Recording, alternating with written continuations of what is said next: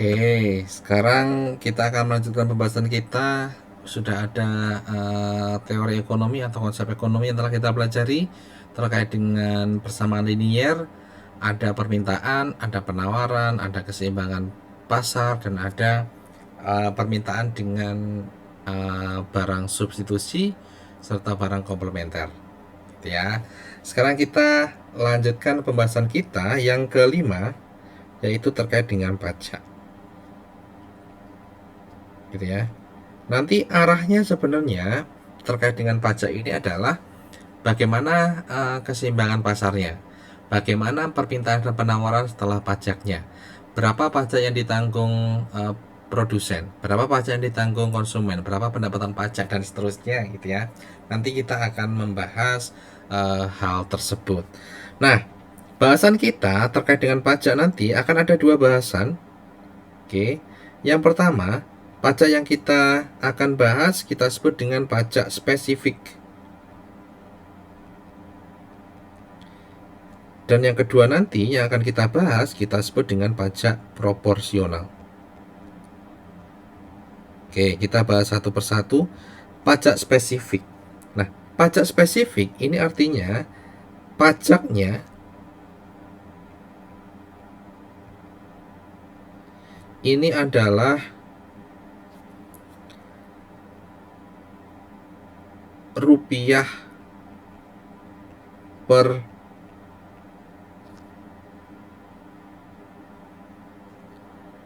unit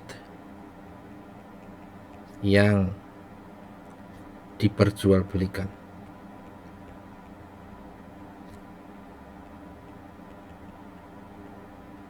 Oke. Nah, sebenarnya kan prinsipnya gini gitu ya. Tadi kita sudah membahas permintaan, kita sudah membahas penawaran, ada keseimbangan pasar. Nah, di keseimbangan pasar artinya ada sekian unit yang ditransaksikan. Nah, dari sekian unit yang ditransaksikan itu akan dikenakan pajak per unitnya sekian dolar atau sekian rupiah. Nah, karakteristik pajak seperti inilah yang kita sebut dengan pajak spesifik. Nah, nanti kita akan bahas kalau pajaknya adalah pajak proporsional. Kalau pajak proporsional ini tidak dalam bentuk rupiah per unit seperti ini, tetapi dari harga jual itu dikenakan pajak berapa persen gitu ya. Dari harganya diperjualbelikan berapa persen yang dikenakan pajak. Jadi perbedaannya seperti itu. Kita mulai dari spesifik tadi gitu ya, dimana pajaknya adalah dari setiap unit yang diperjualbelikan itu ada sekian rupiah atau sekian dolar. Oke, nah konsep dari pajak ini sebenarnya adalah intinya pajak ini akan mengubah fungsi permintaan dan atau penawaran. Oke. Jadi kalau kita mempunyai suatu fungsi permintaan dan penawaran gitu ya, setelah sebelum adanya pajak, kemudian terdapat pajak, maka fungsi permintaan dan penawarannya itu akan berubah. Nah, perubahannya seperti apa? Ini berdasarkan oke. Ini berdasarkan asumsi, bukan asumsi gitu ya. Berdasarkan kenyataan atau yang melatar belakangi gitu ya, bahwa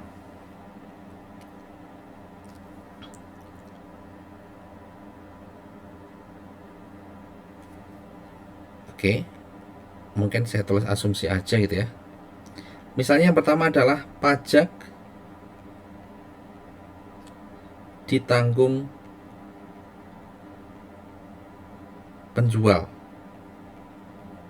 Oke. Saat pajak ditanggung penjual itu artinya adalah hasil dari transaksi antara penjual dan pembeli. Pembeli memberikan uang, kemudian penjual menerima uang, berarti dalam jumlah yang sama. tetapi sebagian uang yang diterima oleh penjual tadi harus dia setorkan sebagai pajak. Ini yang saya maksud sebagai pajak itu ditanggung oleh penjual. Akibatnya apa? Akibatnya terdapat kondisi seperti ini. Oke. Kondisinya adalah ini misalnya sebelum pajak,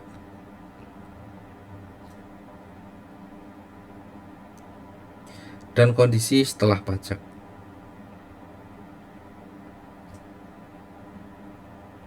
Oke, kondisi sebelum pajak dan kondisi setelah pajak. Kondisi sebelum pajak, oke, misalnya ini adalah buyer, pembeli gitu ya. Saya singkat sebagai buyer, pembeli. Maka dia akan mengeluarkan transaksi sebesar P. Oke. Dan penjual juga seperti itu. Dia akan melakukan transaksi dengan penjual.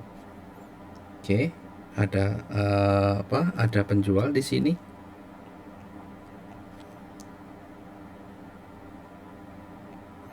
Dan penjual akan menerima P juga.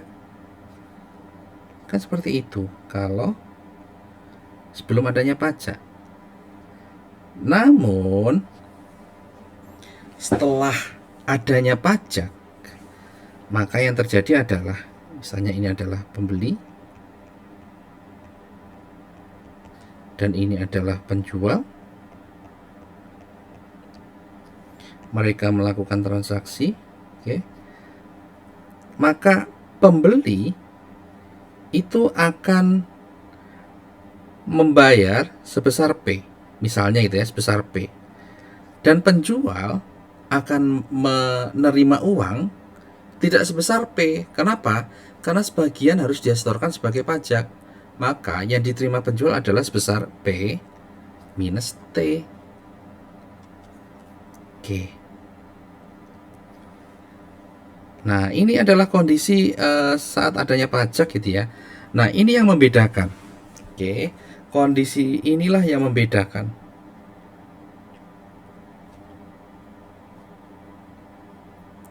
Akibatnya apa? Saat ini terjadi, ini kan yang membedakan sekali lagi adalah yang diterima oleh penjual gitu ya. Maka ini yang terjadi adalah kita harus revisi.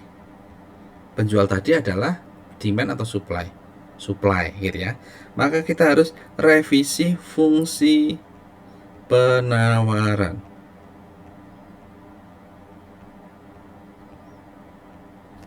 Oke, gitu ya. Kenapa? Ya tadi karena ya sudah berubah ini keadaannya, maka fungsi penawaran harus kita revisi. Oke, itu kalau pajak ditanggung oleh penjual. Sekarang yang kedua, misalnya kondisi yang kedua adalah bahwa pajak, oke, itu di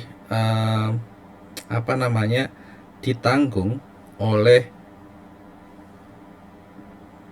sekarang pajak ditanggung oleh pembeli. Oke, yang pertama tadi adalah pajak ditanggung penjual, sekarang pajak ditanggung oleh pembeli.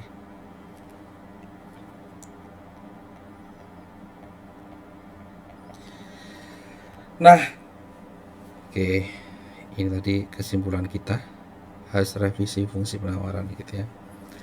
Yang kedua adalah saat pajak itu ditanggung pembeli. Nah, keadaannya sebelum pajak ini sama gitu ya. Pembeli penjual bertransaksi, keseimbangan di P, maka dua-duanya akan bertransaksi sebesar P. Pembeli membayar P, penjual menerima sebesar P. Tetapi setelah pajak, oke, mereka melakukan transaksi, oke, penjual akan menerima sebesar P, gitu ya. Jadi penjual akan menerima sebesar P. Ini saya hapus karena ini yang beda. Tetapi pembeli itu harus membayar P ditambah dengan pajak karena dia yang akan menyetorkan pajak. Jadi harga transaksinya adalah sebesar P, tetapi dia harus membayar pajak. Maka dia harus membayar sebesar P dan T. Kalau ini terjadi, maka kalau pajak ditanggung oleh pembeli, maka ini harus revisi fungsi permintaan.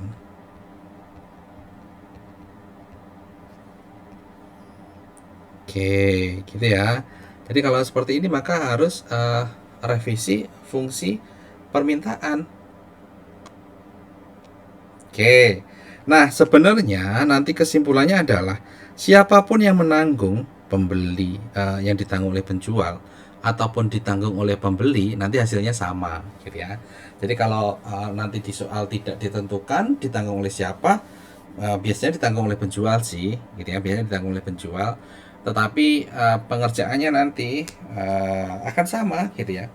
Berapa transaksi mereka P-nya, berapa T-nya itu nanti akan sama. Berapa keseimbangan H-nya nanti hasilnya akan sama. Oke. Nah, untuk memudahkan gambarannya, kita kasih contoh deh. Oke, contoh. Oke, misalnya contohnya adalah permintaannya HID adalah 200 min P, min 2P, sorry. Kemudian penawarannya HIS-nya adalah min 20 plus 2P. Oke, kemudian ada pajak spesifik. Karena kita baru membahas pajak spesifik ya. Nilainya adalah T, nilainya adalah 6, gitu ya. $6 per unit yang ditentukan. Kita diminta untuk menentukan, oke, tentukan yang pertama adalah keseimbangan awal.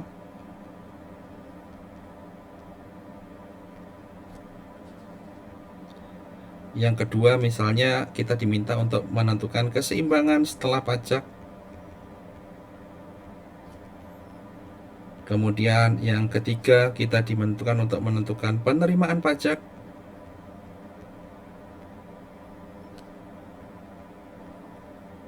Dan yang terakhir kita diminta untuk menentukan grafik, gitu ya. Seperti apa. Oke, gitu ya. Jadi kita diminta dengan dengan data soal seperti ini, kita diminta untuk menentukan beberapa hal tersebut, gitu ya. Kita mulai satu persatu, gitu ya. Keseimbangan awal, oke, saya taruh di sini saja. Keseimbangan awal, ingat HID sama dengan HIS, maka 200 min 2P sama dengan minus 20 plus 2P. Oke, maka ini 4P nya adalah 4P nya adalah 220, maka P nya adalah 55, dan kalau kita substitusikan H nya adalah 90. Nah, ini adalah keseimbangan awal nih, P-nya 55 dan H-nya 90. Oke. Berapa keseimbangan setelah pajak nih? Kita kerjakan dua contoh. Contoh yang pertama, misalnya pajak ditanggung penjual. Saat pajak ditanggung penjual tadi, ingat yang kita revisi adalah fungsi penawaran. Fungsi permintaannya tetap. Oke. Jadi fungsi permintaannya tetap 200 min 2P. Sedangkan fungsi penawarannya beda. Kenapa?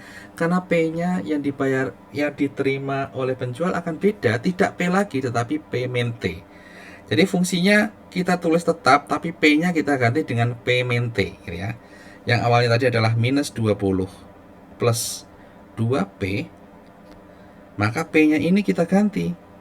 Kita ganti apa? Kita ganti dengan P min T. Oke.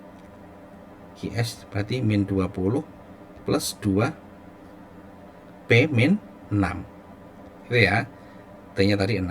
QS sama dengan min 20 tambah 12 berarti min 32 plus 2P. Nah, sekarang kita mempunyai dua persamaan ini. ini ada HID, ini adalah HIS. Maka keseimbangan setelah pajaknya sama, 200 min 2P sama dengan HIS-nya adalah minus 32 plus 2P. 4P-nya adalah 232 dan P-nya adalah 58. Saat P sama dengan 58, Hi-nya berapa? Hi-nya ini kita bawa lagi. Bawa kemana? Bawa ke persamaan. Persamaannya mana? Persamaan Hi-D atau Hi-S setelah revisi. Gitu. Jadi Hi-nya adalah 200, kalau saya ambil di demand gitu ya. 200 min 2P. 200 dikalikan dengan 2, min 2 kalikan dengan 58. 116, maka Hi-nya adalah oke, 90. Berapa ini berarti ya? Hi-nya adalah 84. Oke, 84 benar. Maka ini adalah keseimbangan setelah pajak. P-nya adalah 58, Hi-nya adalah 84. Tapi P-nya ini perlu kita jabarkan ya. Oke. P yang 58 ini P apa? P-nya bayar pembeli, karena yang P tadi adalah pembeli gitu ya. Jadi ini adalah P pembeli atau P bayar. P demand aja 58. Kemudian P seller ini adalah P, sorry, ke sini aja deh. Oke. P pembeli tadi adalah P seller adalah P min T, kan gitu. P nya tadi berapa? 58. P sellernya berapa? 58 dikurangi 6 atau 52. Ini menunjukkan bahwa harga yang dibayarkan oleh pembeli 58. Oke. Sedangkan uang yang diterima oleh penjual per unitnya adalah 52. Sedangkan 6 itu digunakan untuk pajak. Sedangkan Hi-nya tadi adalah 84 ya. Oke, 84 ini bisa dari substitusi P sama dengan 58 ke fungsi permintaan atau fungsi penawaran setelah revisi. Oke, atau dengan kita melakukan substitusi PS sama dengan 52 ke persamaan awal fungsi penawarannya. Oke, persamaan awal fungsi penawarannya adalah minus 20 plus 2P. Minus 20 ditambah dengan 104 gitu ya. Nilainya adalah 84 gitu ya. Nah, ini adalah jawabannya. Keseimbangan setelah adanya pajak. Ingat P-nya berbeda. Jadi ada PD, ada PS, dan Hi yang diperjualbelikan adalah itu. Nah, itu kalau ditanggung oleh penjual. Nah, nanti sebenarnya kalau ditanggung oleh pembeli, nanti hasilnya akan sama. Oke, ingat, jadi saat ditanggung oleh pembeli, hasilnya akan sama. Tetapi ingat, saat ditanggung oleh pembeli, maka kita harus melakukan revisi ke kurva permintaannya.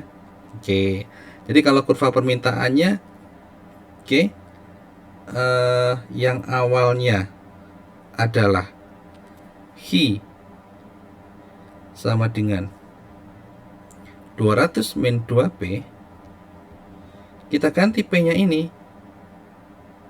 P-nya diganti dengan apa tadi? Kita ganti dengan P plus T, kan gitu. Oke, maka Hi sama dengan 200 min 2, T-nya tadi adalah 6. Oke, Hi sama dengan 200 dikurangi 12, 188 ya. Oke, 188 dikalikan min 2P. Nah, ini adalah persamaan pertama kita untuk demand.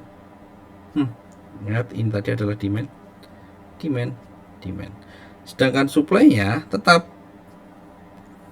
Oke, IS-nya tadi adalah minus 20 plus 2P gitu ya. Nah, dari dua persamaan ini kita bisa menentukan nih keseimbangannya. 188 min 2P sama dengan minus 20 plus 2P. Maka 4P-nya adalah 8 0 2 ya, 208 gitu ya. maka P-nya di sini adalah 52. Oke. Tapi ingat, ini P sebesar 52, yang P itu siapa sih gitu ya. Kita ke P, kita jabarkan gitu ya. PD tadi adalah, di kasus ini adalah P plus T. PS dalam kasus ini adalah P gitu ya. Oke, 52 untuk demand tadi adalah 52 plus T 58 gitu ya. Nanti kalau kita cari Q-nya adalah 84 juga gitu ya. Nah, lihatlah di antara kedua jawaban ini gitu ya. Sama, PD sama-sama 58, PS sama-sama 52 gitu ya. Dan Q sama-sama 84. Jadi sebenarnya kesimpulan kita adalah saat kita mengenakan suatu pengenaan pajak, pajaknya adalah pajak yang spesifik. Oke, entah itu ditanggung oleh pembeli atau entah itu ditanggung oleh penjual, maka nanti nilainya akan sama. Gitu ya, nilainya akan sama. Hal ini telah kita buktikan. Oke, nah sekarang kita ke bagaimana kita menggambar kurva gitu ya. Nah, saat kita nanti menggambar sebuah kurva, oke, kurva permintaan dan penawaran sebelum dan sesudah pajak gitu ya. Oke. Maka sebenarnya nanti kita hanya akan menggeser, sebenarnya akan menggeser kurva permintaan itu atau kurva penawaran itu. Oke, ini apa ya? Ya hanya bergeser aja. Oke, misalnya ini kan kalau pajaknya misalnya asumsinya adalah hanya ditanggung oleh, pajaknya ditanggung oleh penjual. Saat pajak ditanggung oleh penjual, maka kurvanya, jadi ini kan sebenarnya kan adalah kurva awal kita. Ini adalah demand, ini adalah supply. Maka kurva penawarannya, oke, saat pajak ditanggung oleh penjual, ini adalah HS yang digeser vertikal ke atas sebesar T tadi, T unit. Dalam hal ini kan adalah sebesar 6 gitu ya, sebesar 6 unit. Jadi ini sebenarnya apa namanya ya, hanya kita geser aja ke atas sama dengan 6 unit gitu ya. Kalau yang lebih presisi ya kita gambar. Tadi kan ID-nya adalah 200 min 2P, QS adalah minus 20 plus 2P. Kemudian QS setelah adanya fungsi kita revisi menjadi minus 32 plus 2P gitu ya. Tapi sebenarnya minus 32 plus 2P itu adalah minus 20 plus 2P yang kita geser ke atas 6 digit gitu ya. Yang kita geser ke atas sebesar 6 satuan lah gitu ya, atau 6 digit tadi. Vertikal ke atas gitu ya, vertikal ke atas sebesar 6 digit. Oke. Nah, di sini di sini sebenarnya kita mempunyai suatu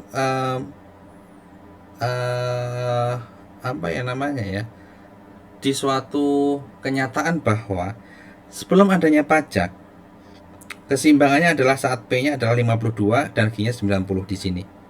Oke, ini adalah keseimbangan sebelum pajak. Nah, setelah pajak, maka konsumen itu akan membayar lebih tinggi. Sekarang menjadi 58. Dan penjual itu akan menerima uang yang lebih rendah, 52 gitu ya. Yang awalnya sama-sama 55, tetapi sekarang penjual akan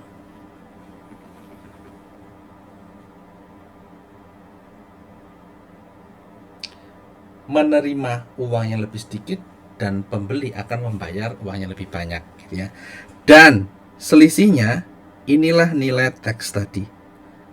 Yang saya katakan tadi ini ya, sebenarnya ini kita geser 6 unit tadi.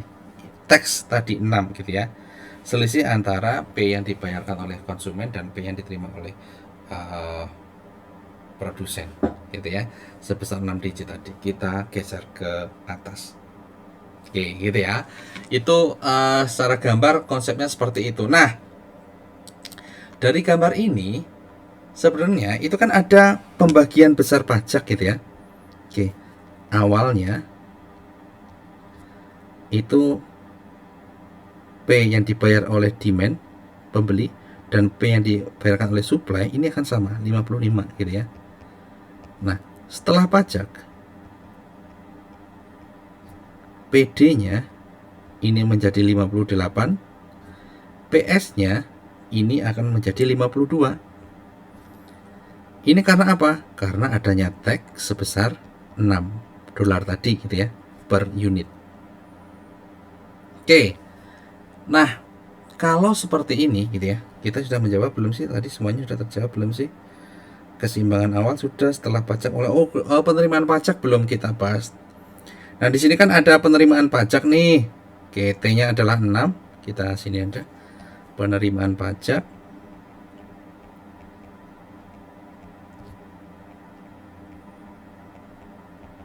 T tadi per unitnya adalah 6 dolar. Sedangkan H yang diperjualbelikan setelah adanya pajak adalah sebesar 84 ya tadi ya. 84. Maka tax revenue-nya ya 6 dikalikan 84. Berapa? 504. Ya, 504. Kalau di sini satuannya adalah dolar dan inilah yang menjadi penerimaan pajaknya. Oke, kita kembali lagi ke sini. Awalnya tadi dua-duanya membayar sebesar 55. Setelah adanya pajak, pembeli membayar 58, 3 dolar lebih tinggi. Penjual menerima 52, 3 dolar lebih rendah daripada yang diterima sebelum pajak. Akibat T sama dengan 6. Ini seolah-olah 6 ini akan terdistribusi, terbagi gitu ya. Pembagian beban pajaknya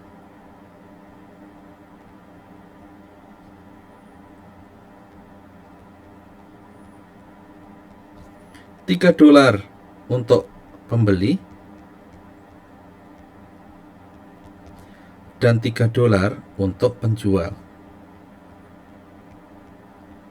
Nah, $3 untuk pembeli itu apa?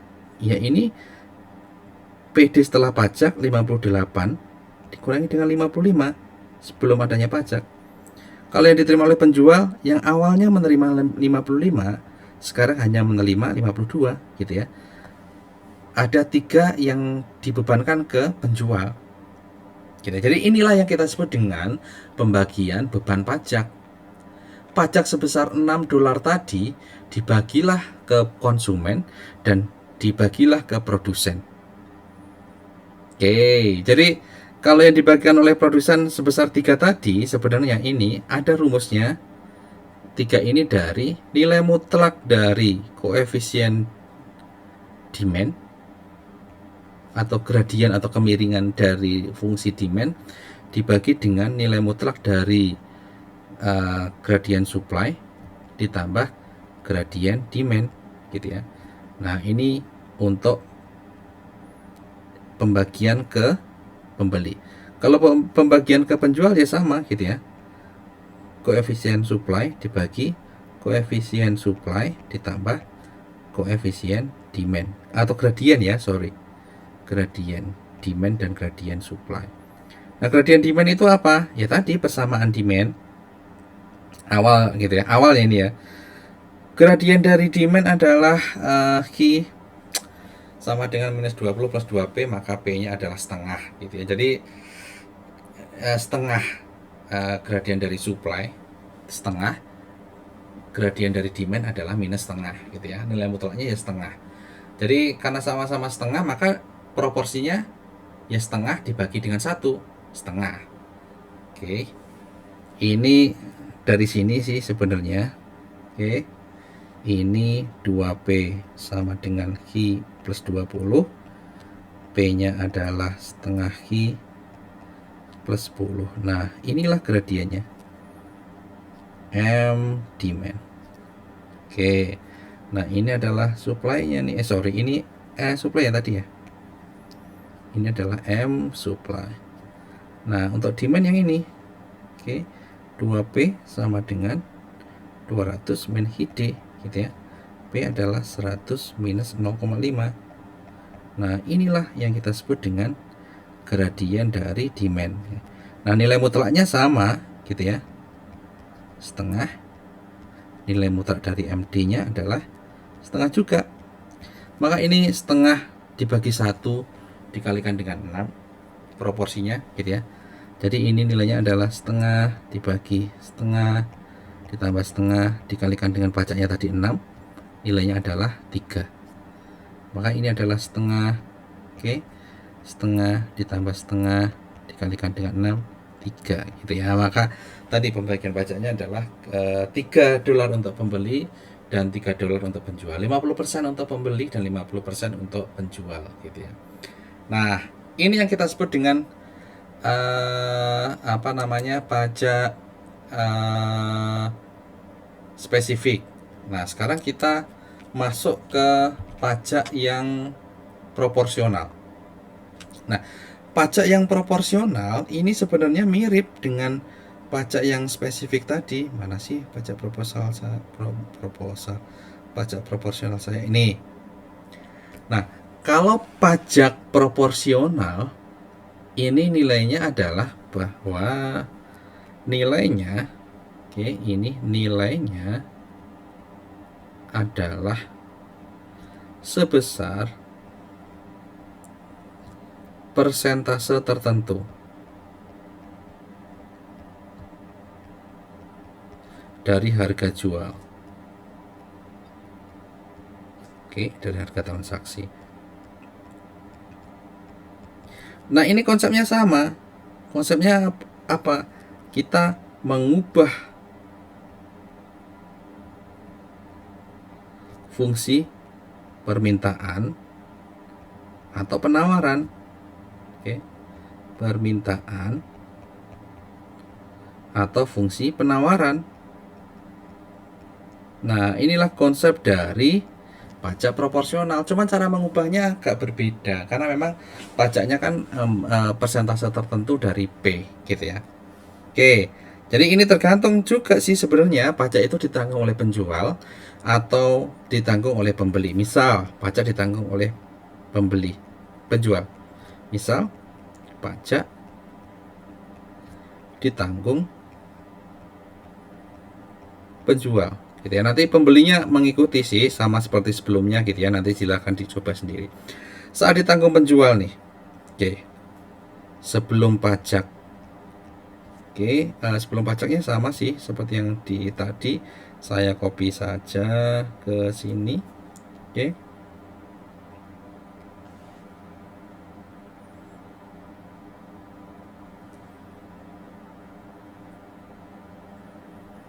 Oke, misalnya, oke.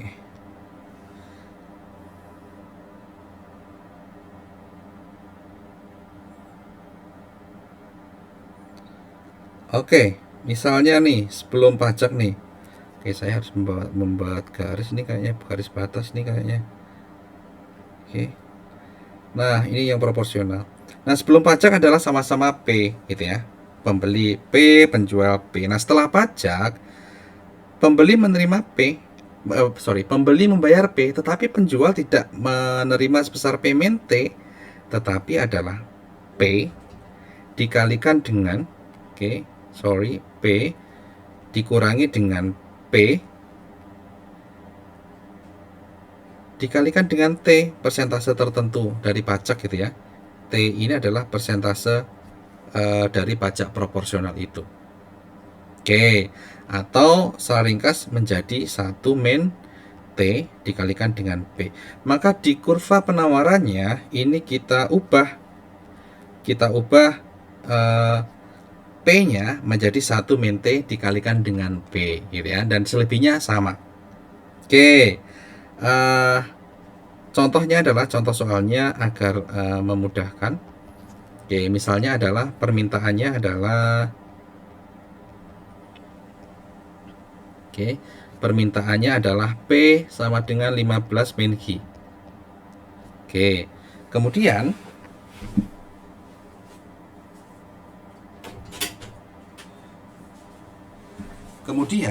penawarannya ini adalah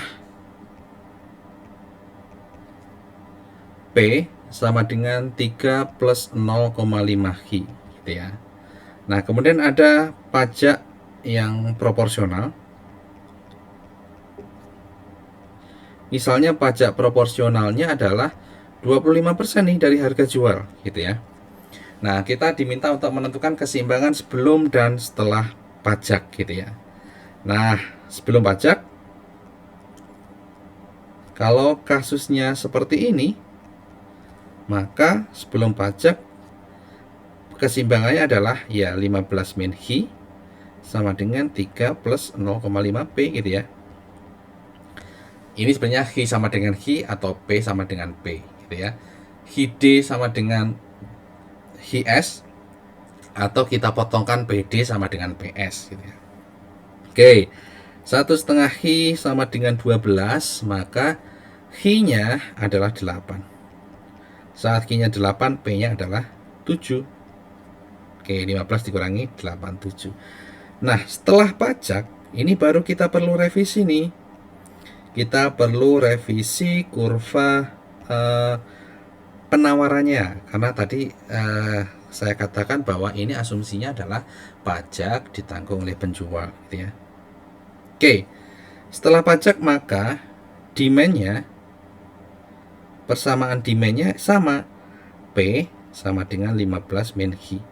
Tetapi penawarannya yang awalnya P sama dengan 3 plus 0,5 H, ini harus kita ubah karena setelah pajak menjadi, jadi P-nya kita ganti menjadi, ini kita ganti, menjadi apa? Menjadi 1. Yang di sebelah kiri tadi min T dikalikan dengan P. Jadi setiap ada P, kita ganti dengan yang kita revisi tadi gitu ya. Setiap ada P ya. Karena ini hanya P, menjadi 1 min TP gitu ya. Sama dengan 3 ditambah 0,5 H. Ingat T-nya tadi adalah 25%, maka ini adalah 0,75 P sama dengan 3 plus 0,5 H. Nah, ini adalah setelah pajak, atau P dikalikan dengan 4/3, 4 ditambah 2/3 H. Oke, nah sekarang kita sudah mempunyai dua permintaan, kita potongkan. 15 min H sama dengan 4 plus 2/3 H. Oke, atau 5/3 H sama dengan 11. Ini H-nya adalah 6,6 dan P-nya adalah 8,4 gitu ya. Oke, jadi nah dari kasus ini berapa pajak per unit? Pajak per unit bisa kita hitung juga sih sebenarnya. Pajak per unit, pajak per unitnya tadi adalah 25% kan. Jadi 25% dikalikan dengan P, harga transaksi 8,4, kan seperti itu, 2,1. Nah, 2,1 ini bisa kita bebanannya gitu ya. Ada beban untuk pembeli.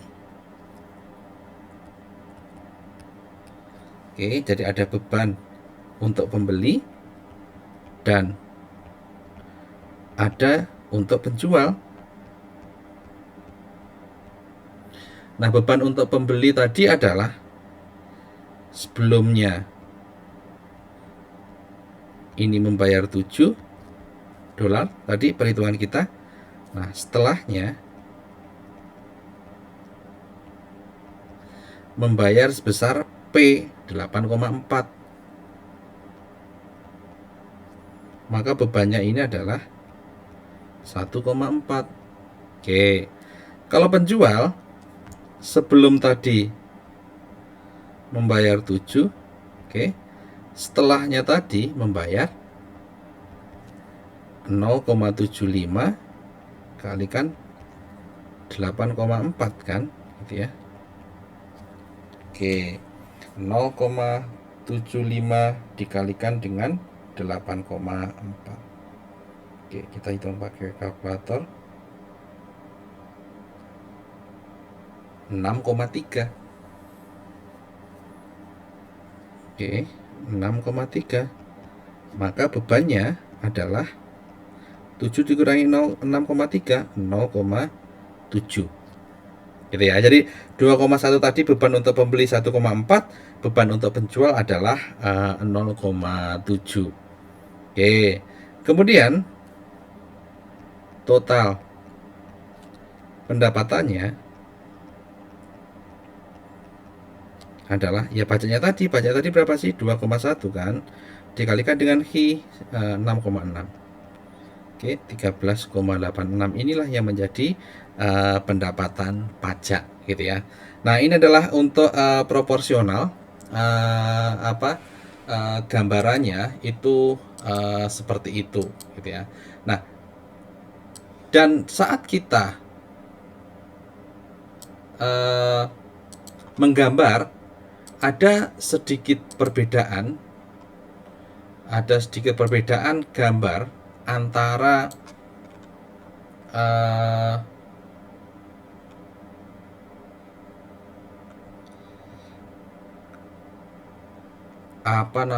antara pajak itu proporsional atau pajak itu spesifik. Oke, jadi perbedaan gambarnya adalah kalau pajak itu adalah